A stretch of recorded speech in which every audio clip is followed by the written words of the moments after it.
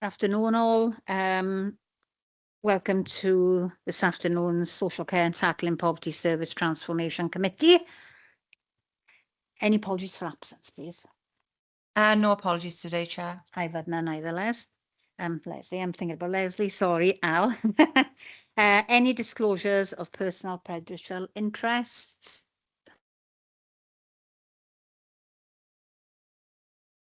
Yeah. Harry?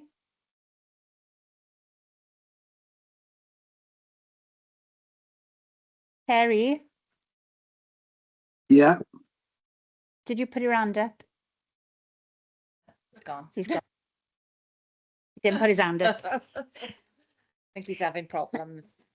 Item 3, the minutes to approve the signed minutes and sign the minutes of a meeting held Monday, 8th of September, page 1, page 2, page 3.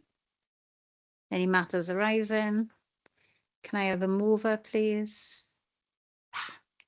And a seconder, please. Okay, patience. Okay, thank you. Then we move on to agenda item 4, a report from the Head of Child and Family Services, foster care support. And I believe, Claire, you're here to move this today. Are you welcome? Thank you very much, Pnawn Da. Good afternoon. My name's Claire Edwards-Matthews. I'm the Principal Officer in Swansea for Social Care and the Looked After Children Service. So the report that I've provided today reviews how Swansea support foster carers, and that includes both mainstream and kinship carers, as well as our special guardians.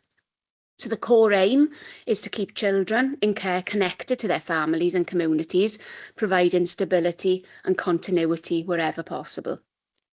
Swansea's vision for children and care prioritises placements within extended families or nurturing foster homes that maintain community and school connections.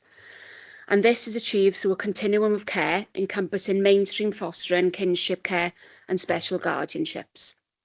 So mainstream foster care offers a structured, stable environment for children unable to live with birth families, whereas kinship care, often relatives, provides continuity and emotional grounding during crisis. SGO carers, many also family members, take on long-term responsibilities that often extend into adulthood. So to ensure stability and prevent placement breakdowns, carers need both financial and emotional support. Financial assistance helps meet children's practical needs, while emotional support via peer networks, training, professional guidance builds resilience and communities among carers. So robust support ensures carers thrive, and when carers thrive, so do the children in their care. So the current picture in Swansea, we currently support over 330 children under special guardianship orders, around 110 family and friends carers and 127 mainstream fostering households. So carers receive financial allowances that are set in line with or above Welsh Government minimums. This includes extra payments for birthdays, holidays, mileage and specific needs like equipment required. All of our kinship carers are offered benefit checks to maximise their income, and SGO allowances are paid until the child turns 18, which are not means tested. In relation to the emotional and practical support, carers have access to dedicated support workers, peer groups and regular training. Monthly support groups and seasonal events help carers feel less isolated and more confident. And children and young people are encouraged to share their experiences through participation groups, holiday activities and involvement in staff recruitment. Feedback from carers is actively used to improve services, including the development of online resources and creative projects. We run annual residential, which is held down in Bover Activity Centre for our care experienced children and our SGO children. And this is a phenomenal experience for them. It runs for 3 weeks in August and it's a huge success. And the children and young people enjoy meeting other care experienced children, and this provides that natural break to the carers also. We also run appreciation events for our carers, recognising the fantastic care and stability that they provide to our children. And we recently, as of last week, held our first kinship appreciation event. And it was a real privilege to hear about the fantastic care and dedication that they provide to our children and young people. We had an inspection last December. This found no compliance issues and praised our service for its motivated carers, skilled staff and strong leadership, which we were extremely proud of. And we've developed an improvement plan with regular progress reports to senior leaders. Our work is obviously guided by the Social Services and Wellbeing Act 2014 and related fostering regulations, which require us to provide robust support, supervision and training for carers. So in relation to the future, we're looking forward to further enhance the support by developing more respite options, expanding training for our carers and improving supervision quality for both carers and for staff. There's a focus on digital resources, leisure schemes and expanding partnership with third sector organisations and for tailored support. And we're also aligning with Welsh Government commitments to eliminate private profit from care by 2027 and plans to expand in-house residential capacity.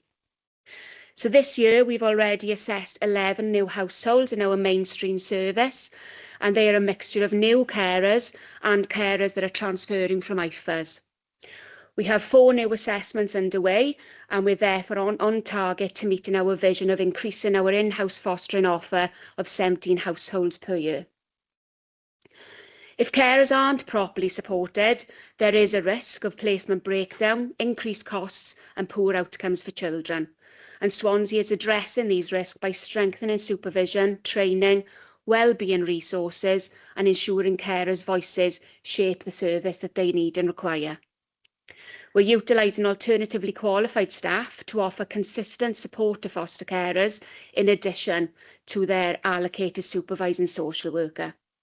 So in summary, we are committed to supporting foster carers and SGO carers both financially and emotionally to ensure that children's stability and well-being is at its best.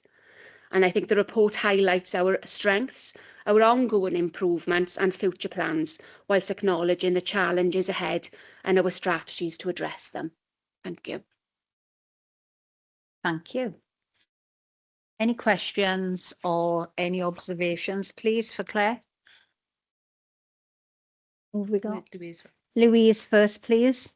Yeah, thank you. I just wanted to thank Claire and Julie for bringing the report. I know this was a topic that you particularly wanted us to look at, wanted the committee to look at, Chair. So it would be really good to hear the committee's thoughts on the what we're doing. And I think hopefully you'll agree that we have a really robust programme to support our foster carers and we really do value them for the fantastic job that they do. Thanks, Louise. Thank you, Louise. Leslie, Councillor Leslie Walton. Thanks, Chair. Just an observation.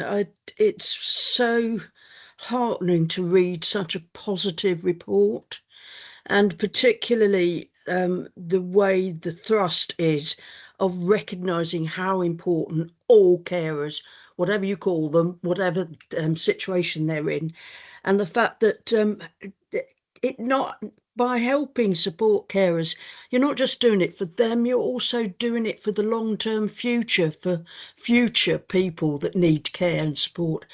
So all I can say is I'm very impressed. Thank you. Thank you. Thank you, Leslie. Any more questions? I'd like to come in. Just for information, I sat on Foster Swansea panel for 10 years. Found it quite emotional at times, but you do build relationships and we learn off each other, and I'm all for that because I learn every day.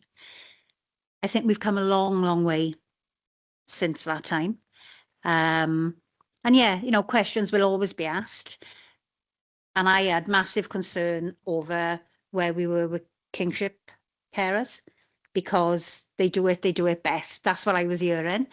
And, any carer in this field it must be a massive task, but they do it with passion and commitment. We recognise that. We've always had an excellent package for training.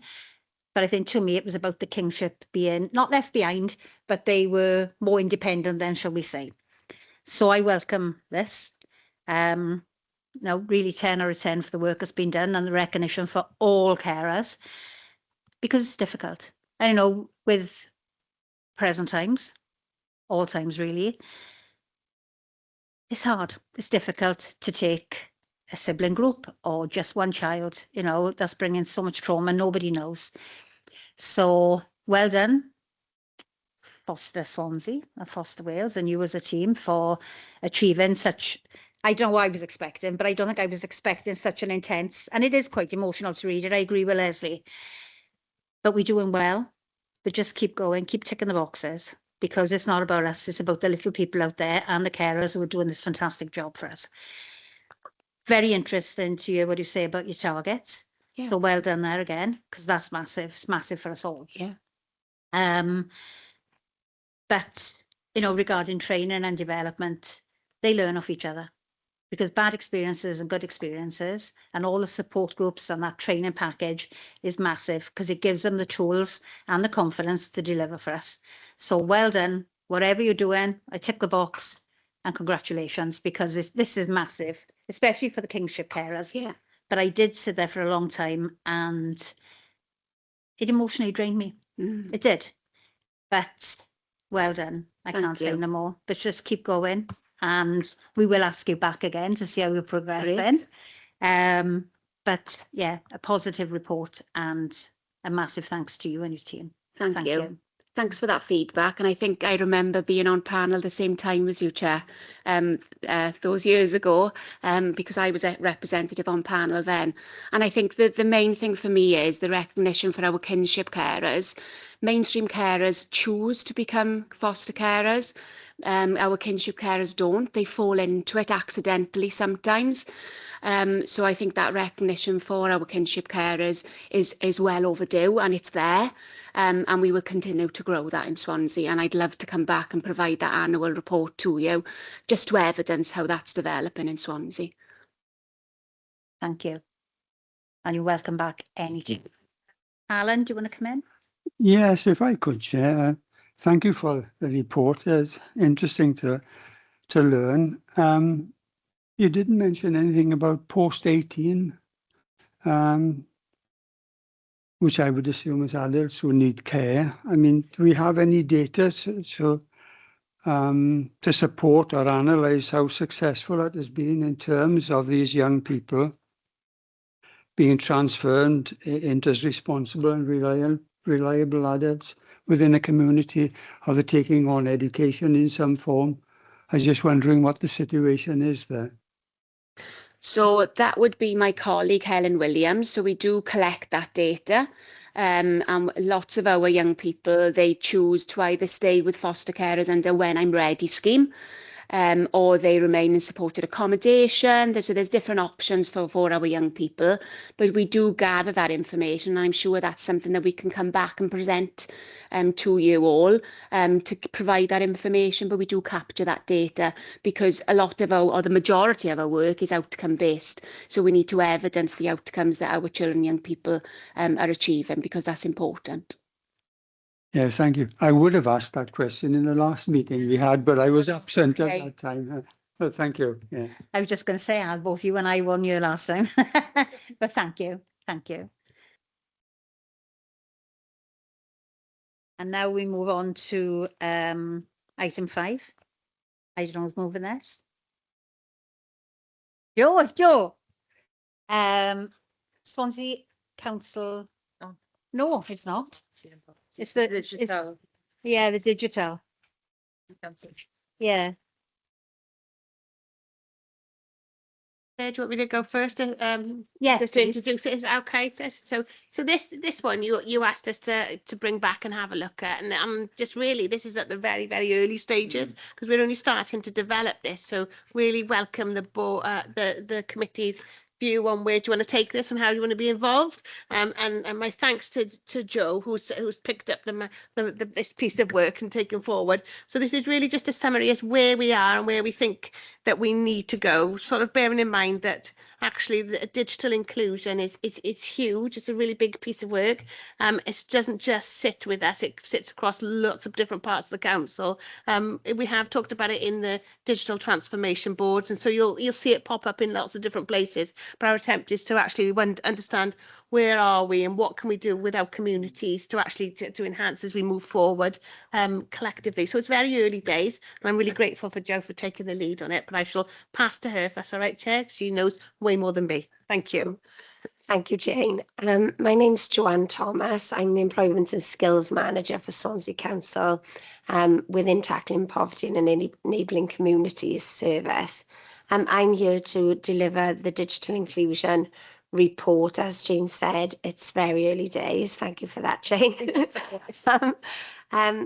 Basically, it's the Stay Connected, which is the digital inclusion, was one project that was identified with an aim to use technology to enhance community information, promoting digital inclusion and help residents access services and support even if they're not online.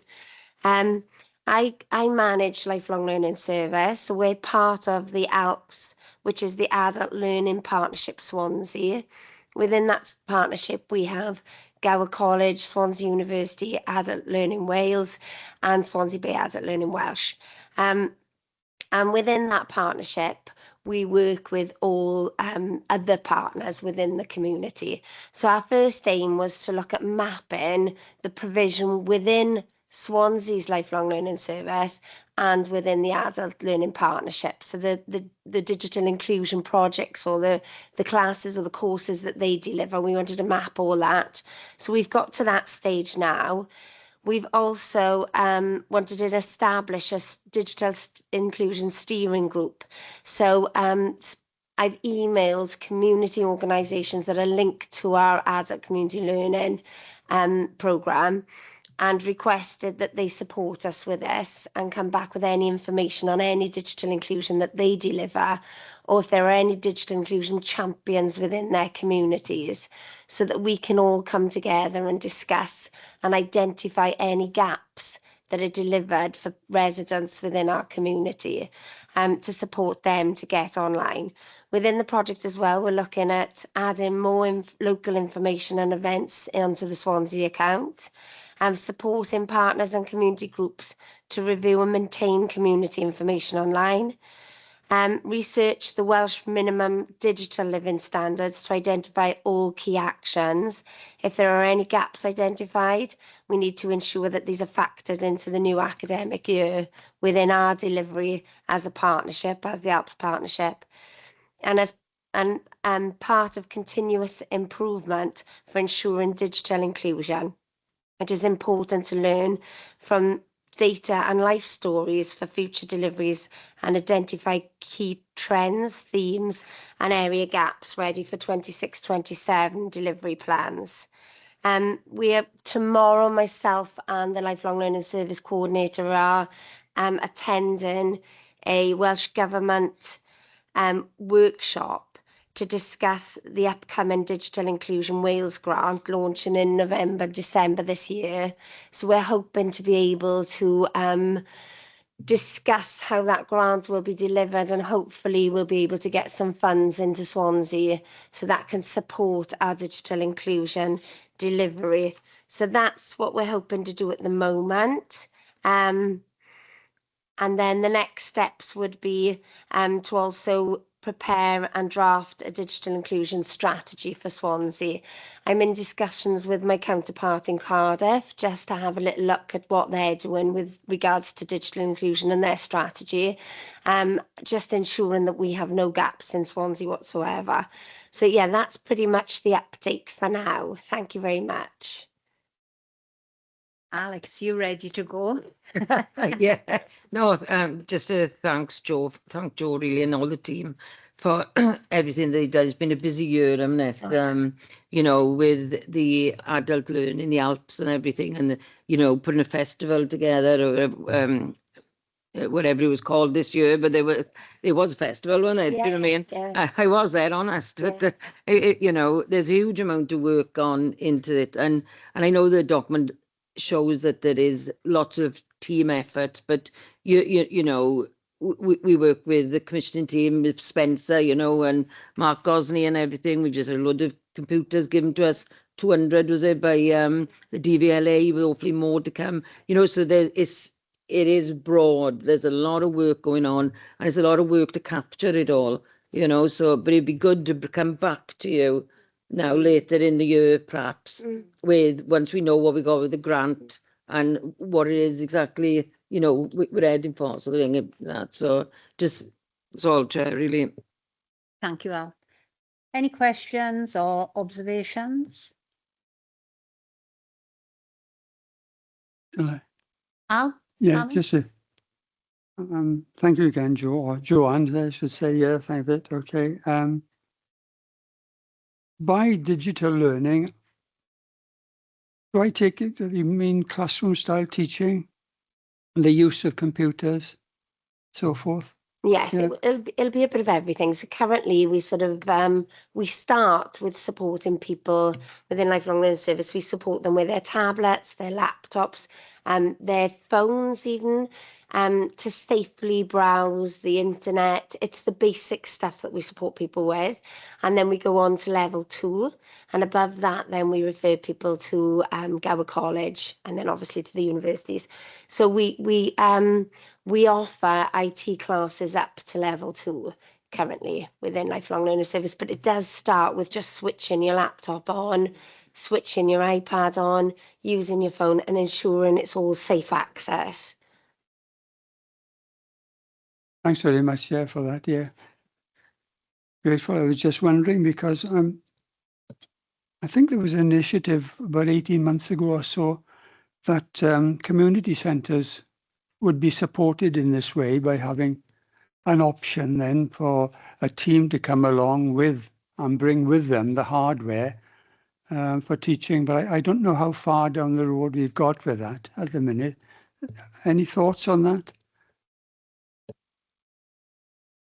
I think that's the piece of work next, is to actually understand the broader sense of what else goes on along this. So Joe today has given us a really good overview of where we are in terms of the lifelong learning and the partnership there, but actually what does go on across the whole council that supports digital inclusion. So you think about the libraries, the work in the libraries, work in community centres. Councillor Anthony's already talked about actually giving access to people who haven't got access to IT, that we've been part of the scheme with the DVLA, and we've given out lots of laptops and devices that way. So I think that's what, as we talk about part of the mapping, is understanding all of that across the whole council. So we get, when we start to develop a digital inclusion strategy, we understand what we all do collectively as a council. So I think it is really, as you say, it's really early days, and I think it would be a good one for us to come back or do something if you want to chair in terms of a workshop to try and understand and capture all those things, because it also goes down to the infrastructure around it. So like the Wi-Fi, I won't even pretend I know what I'm talking about, in terms of how you access all of the inclusivity of, so in the town centres, they got all of the free Wi-Fis and the infrastructure for public Wi-Fis and things like that. So all of those things we'll have to capture. The mapping will start it, but actually that's what the next stage is really. So we can really understand what does it look like for to have a really good strategy, and so people can access, you know, so they're not digitally excluded, because everything goes on. And actually it's not going to be for everybody, is it? There's got to be a mix and a balance as we go through things. Lots to do, but yeah, it's good to get it on the table just to talk about it. Yeah, and there's a lot of elderly people out there who would really appreciate the support, wouldn't they? You know, men's sheds, etc. That And using free Wi-Fi where we've got it, do you know what I mean? So people can connect in. You know, it's fabulous, because like most of us, once we leave home or we're not in year, or you can't access anything. But if you know there's free Wi-Fi in Castle Gardens, for example, or something like that, do you know what I mean? Then it's just the confidence to know how to log in and to do things, isn't it?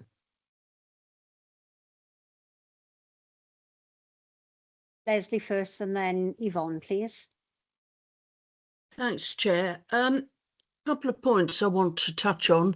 I noticed you mentioned about a steering group to involve local organisations. Are you also going to get information from individuals? Because one of the things that has concerned me, and I'm sure some of you know this because I go on about it often enough, is people, if they're not online, why? And are there still, and well, I say are there, I'm sure there are still people who will never want to get online. So what are we doing about those that are never going to be interested in computers, smartphones, and any of the rest of it? Thanks. Sorry, yeah, absolutely. So that's why we need to, so this project we've put as part of the Enabling Communities Transformation Programme for that very reason, Councillor Walton, because not everybody, so we've got communities across Swansea that are going to be digitally excluded, can't access it, but also people who don't want to access it. So we've got to find a way of making sure that they're not excluded from society and information anyway. So it twin tracks the two together. So I think it's in terms of we have to talk to people and we have to understand people's experiences. So thinking of our Aging Well work, for example, and then will be people who will get online and they'll be happy to do it there, but there will be loads of people who will like, I never want to touch a computer. There's an awful lot of trust issues. So you get, if people are worried about, oh, well, I'm not putting my details into that. So we really need to understand to what extent, what are, do people want to be digitally included, or are they happy to be digitally excluded, rather than us just think, oh no, we just need to get everybody online, because it's not going to be for everyone. So I think there's a lot of work to do before we get to that stage, but yeah, rest assured I wouldn't miss that out, so that we do capture those people's voices as well in all of the work before we come up with something that's going to be, it's not going to be one size fits all. I think there's going to be different options. Is that okay, Councillor? Thanks, Jane. Yvonne? Thanks, Chair. Thanks, Jane. You've answered part of my question, which Leslie asked. But I wanted to ask as well, Joe mentioned community groups, that she's including them. Have you got all of those that you want to include? Are there still community groups out there that you haven't accessed or included as yet? Really, that's my question. Yeah, hi, Councillor. Yes, there probably are some that we haven't accessed yet. We have a long list of community groups, around over 150 that we communicate with regularly for our UNESCO and our Alps and any learning provisions that we put out.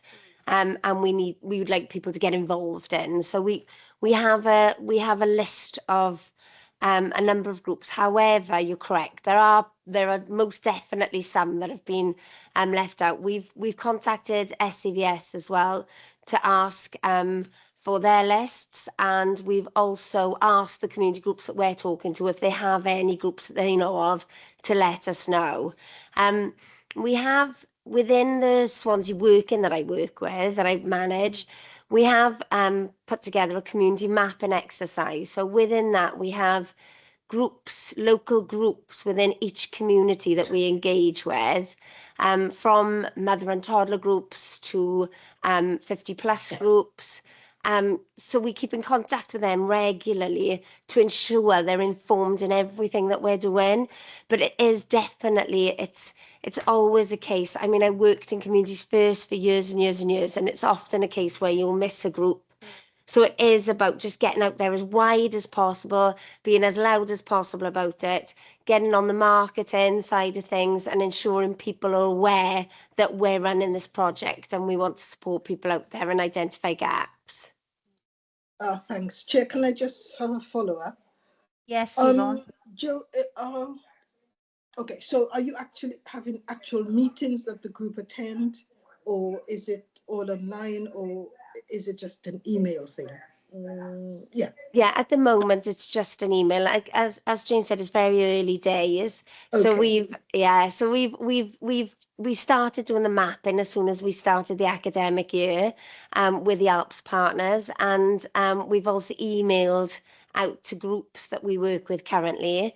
But yeah, it's very early days. So I think as soon as we start getting responses, we can then speak to Nick about maybe getting something out on comms, and then just making people more aware of what we're doing, to try and get people to get involved and to help us and support the whole project, to make it as wide as possible, so there's as many people as possible that want to get online have the opportunity.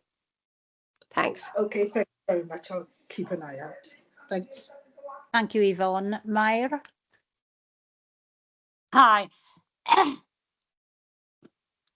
The community group at our way in Blaenau Community Centre, the old age group, there's not very many of them left, but I've been up there and they said, how do you access email?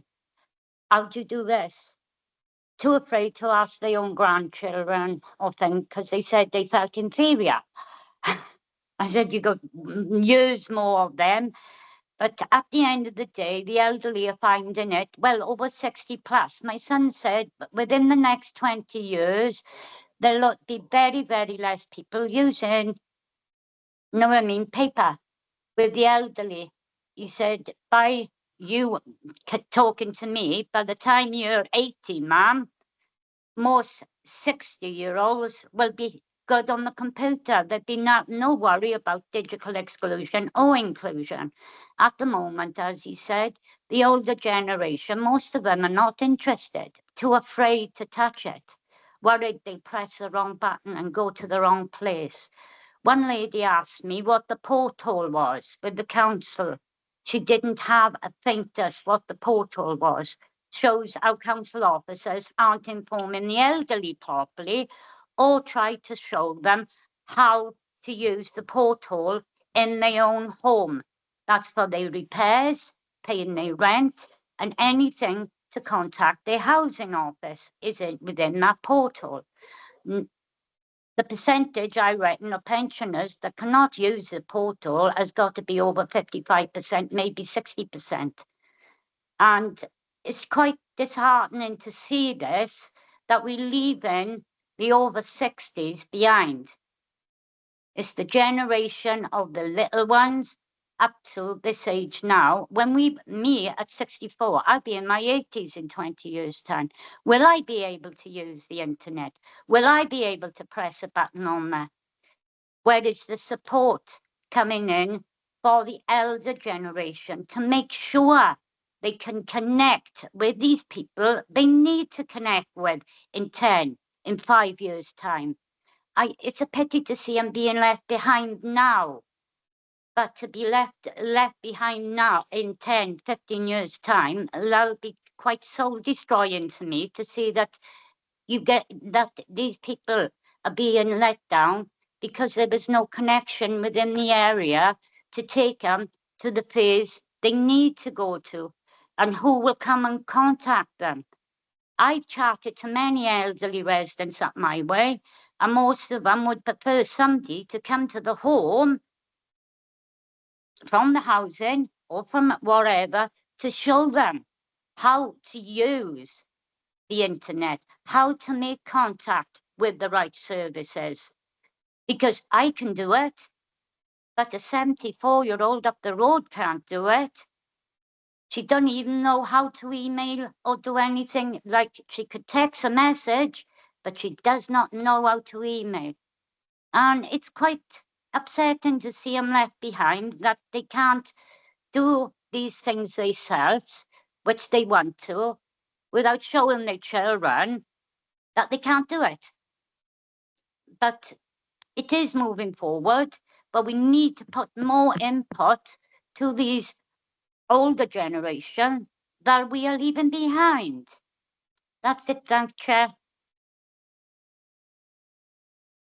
Thanks, Mair. Jane, do you want to come in? Yeah, sure. No, it's really important that we recognise that. So the portal is the Swansea account, and a lot of things are how you contact the council if you need something repaired, if you got something, especially in our housing stock. I could totally recognise what you're saying.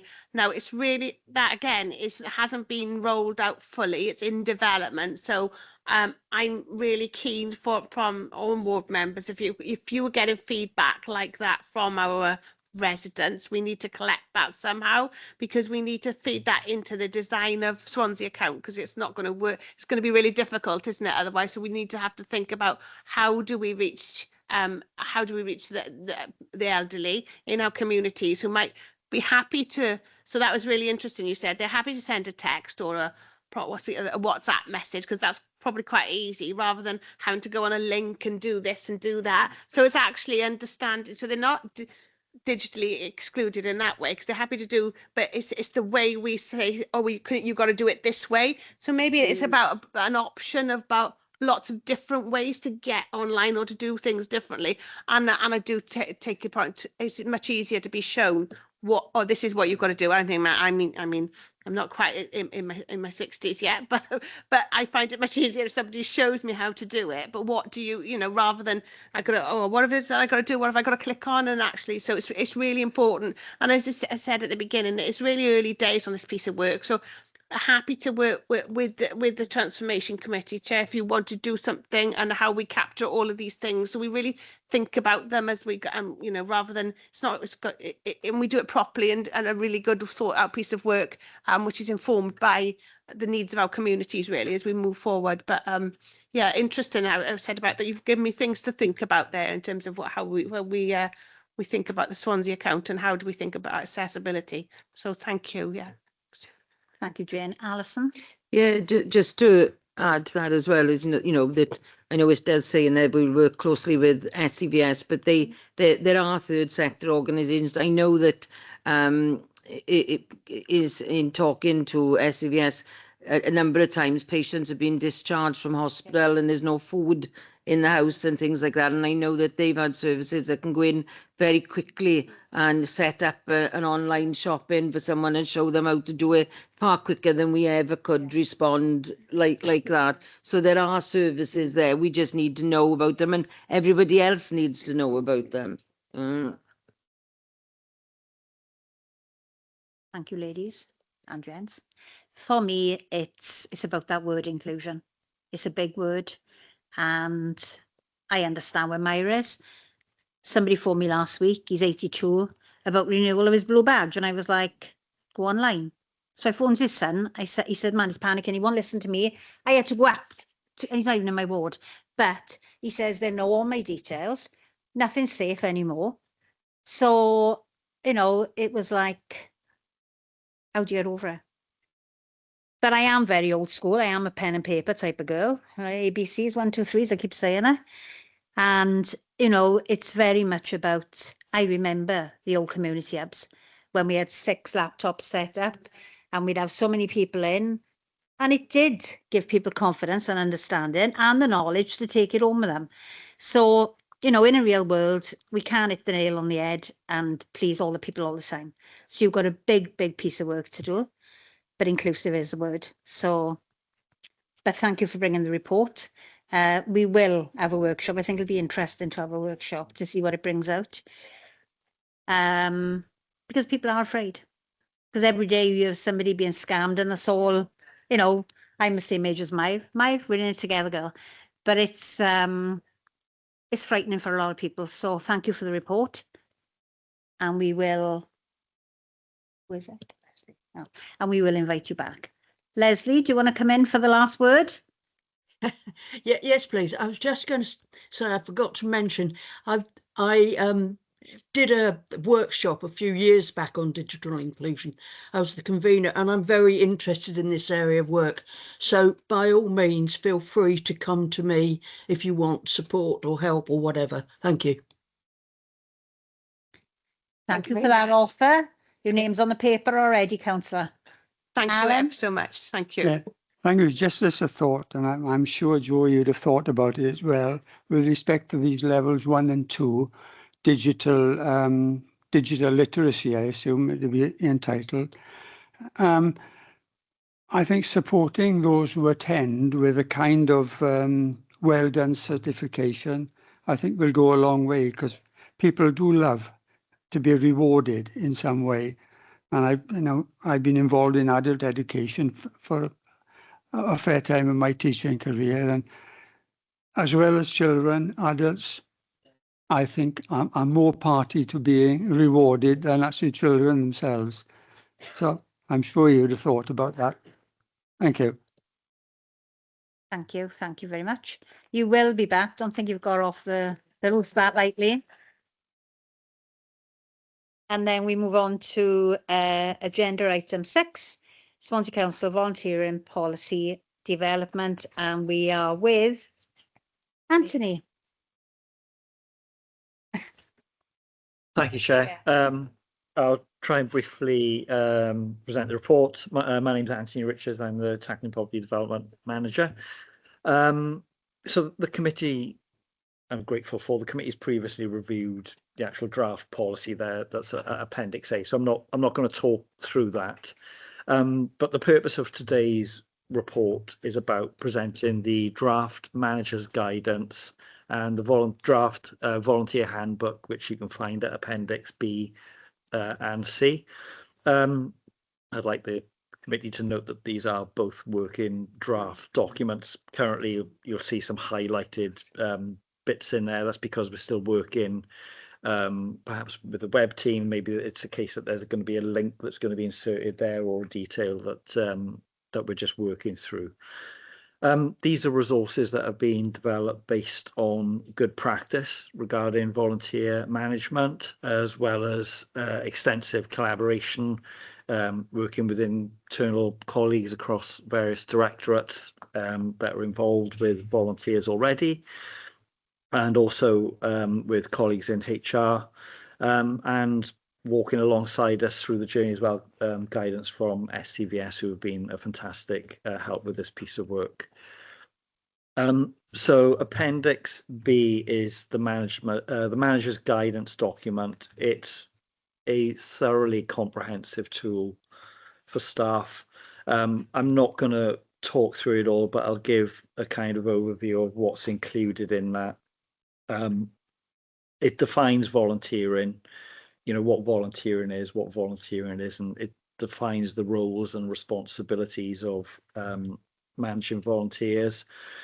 It goes through everything from recruitment of volunteers, checklists, developing volunteering role profiles, training that would be required, recruitment processes through to induction, DBS checks, etc., into day-to-day management, so supporting volunteers, providing feedback both ways, recognition for volunteers, expenses, recording of hours, etc., all the way through to exiting. So volunteers moving on then, feedback, how do we deal with references? How do we let volunteers go if we need to? And then there's a section then with additional guidance that covers all sorts of other things there that'll be useful for volunteer managers. So ad hoc volunteering. Some volunteering opportunities are kind of one-offs, and others are more longer term. Volunteering for young people. There's some case studies there. Safeguarding, insurance, volunteer voices. So how we listen to our volunteers and involve them in ensuring that their experiences are consistent and of good quality whilst with the council. That's really quickly the manager's guidance document. Then you've got Appendix C, you've got the draft of the volunteers handbook. So this is a document that volunteers would receive. It would provide them with a welcome to the organisation as a volunteer, and it would give them information about kind of what to expect. So, it covers things like induction and training, what support is available, equal opportunities and diversity, insurance, data protection, health and safety, safeguarding, expenses, so claiming of out-of-pocket expenses and references, etc. So there's been a huge amount of work, as I say, that's gone into developing both these documents, and beyond that, the forms and the web development that's currently underway that'll sit behind it all, is really thorough, because it's really important to us that it's not just about putting a policy forward for adoption. It's equipping the staff within Swansea Council with the tools to be able to deliver on that commitment. That's really important. So where we are right now, it's been pretty busy, and we've made good progress. So the next steps, we attended CMT in September, looking to establish what the route to adoption will be. So Cabinet have advised that the adoption process will be corporate briefing, followed by Cabinet. But before we do that, we have engagement with the trade unions scheduled for later this month. So yeah, that's an important part of the process. So we've been working closely with HR there to make sure that this policy and the guidance for staff as well is in line with our wider policies for staff within the council. Then yes, the intention then is adoption through corporate briefing and Cabinet, followed by more work then, rolling it out. First of all, corporately, in terms of education and schools, they will be asked separately. So school governing bodies will be asked to consider the policy and adopting within individual schools.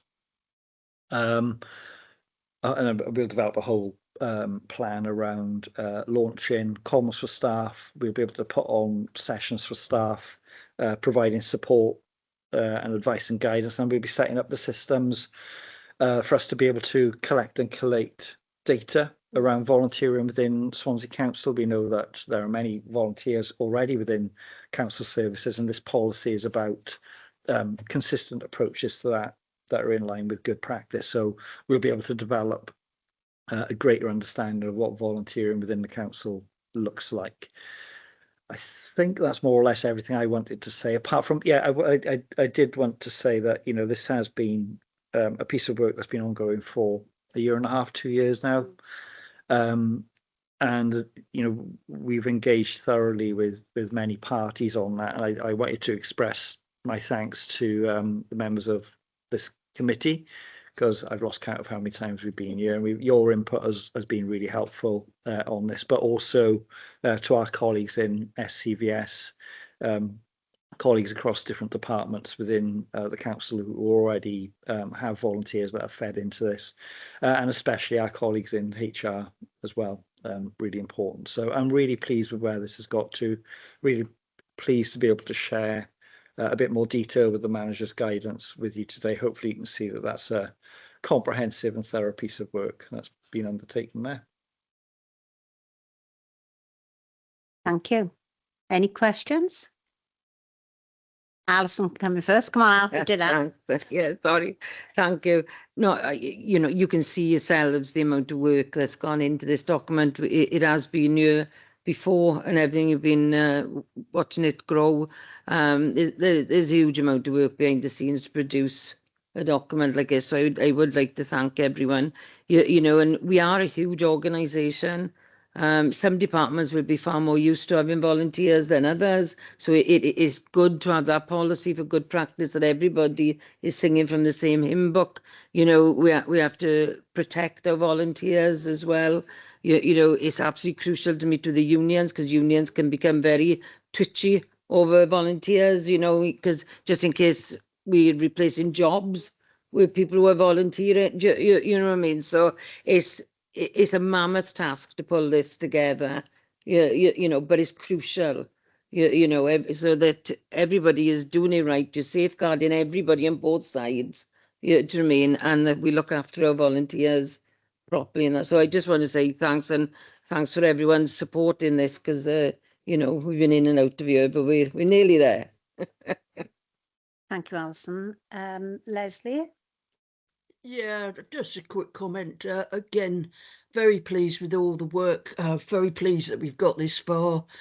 And also I echo our thanks to SCVS, who I think has given us a lot of very helpful and useful advice and support in putting this together. Thank you. Thank you, Leslie. Just one quick one from me. With regard to interaction with the trade unions, have we had any states, or is the first interaction next week? It's scheduled for towards the end of the month. Absolutely. Yes, they've had a copy of the draft policy that's been circulated. The meeting should have happened already, but there weren't enough reps available, so it's Okay. been deferred to the end of the month. Okay, thank you. Jane, do you want to come in? Jane, and then Alan. Oh, yes, sorry, Chair, thank you. I need to say thank you to Anthony and Tammy as well, who've been the officers who've worked on it. It's a huge amount of work, I know, and just pull it around together from everybody. It's very impressive when you read the detail in terms of the handbook and for volunteers and for managers. I mean, it can't go. It's all there, isn't it? Yeah. So, and I am hopeful with the unions as well that we've done the groundwork and talked it through and done it. So there should be okay. Thanks. Thank you, Jane. Alan? Well, the document seems to be coming along very well, Anthony. Yeah, so thank you for that, and thank you, team. I'll say that. It might be a little bit of a sensitive matter, but I noticed that age hasn't been mentioned in there, but other than the fact that there was an under 18s, I mean, is there a kind of upper age limit? I mean, for example, you wouldn't want like an old codger like me in charge of in charge of gymnastics training and whatever. You know, it's just a thought there. Yeah. You never know, there's 90-year-olds teaching yoga around. I think. Mm. And on this, not on a similar point, if I can just expand, I did like your bit about the what can you call it? The appropriate phraseology. So we say in one of your paragraphs, what's it? I've got it here. Volunteering language. I thought that was it's quite discreet in some places. Instead of grievance and disciplinary procedure, problem solving. So yeah, that's pretty good. That is, yeah. Thank you, Chair. Thank you. Sincere thanks from us, because I think you're part of this committee. But all jokes aside, we do appreciate the work that's been done. I think I had a bit of negativity in the very beginning because different elements, safeguarding and opportunity. But I think we've overcome, or you've overcome that, so thank you. And we've come a long, long way, you know. But 18 months to 2 years is a long time. But I suppose it's flown like that. But it's interesting, you know, what is a volunteer? It's a different thing to us all. And I know so many vulnerable people who cannot get full-time work because of disabilities and conditions. And it's like just 2 hours a week gives them confidence. It gives them opportunity to maybe just look in the mirror and say, wow, I can do this. Because all the support mechanisms are gone. So whereas I was quite apprehensive in the beginning, volunteering, it will grow and it will give opportunities to those that probably are very isolated, very lonely. Will give families that respite and give people confidence to grow. So sincerely, thank you. And again, well done. There's too many well dones today, guys. Thank you, Chair. You know, as I said before, today's comments and comments that we've had before have fed into this process. I think something I meant to say as one comment that I did want to add is, yeah, this has been a piece of work over a fairly long time, but we've actually developed an expertise in the subject matter now, having worked so closely with SCVS, particularly with Tammy in my team, who's been behind this. We're in a really strong position now, not only to roll out the policy, provide those tools and resources for staff, but also to have that expertise in-house with ongoing guidance from SCVS to continue our learning, but we have developed, you know, a significant amount of knowledge within the team now to be able to support colleagues within the council going forward. I'll ask once more, any questions, any observations for Anthony? Can I be a nuisance again? Well, come on now, well, it's your last go. Go on, Alan. I was looking at page 3 in the handbook, and you've got several, what were they, flow charts there, flow diagram. Do you intend using one or all 3? Yeah, appreciate that. Very astute of you to note this. Yeah, they're both working documents. We haven't figured out which one we prefer yet, or which one we want to kind of test with people and kind of makes most sense. Yeah, that'll be reduced to one flow chart. You prefer the second one? That'll be noted, Alan. Thank you very much.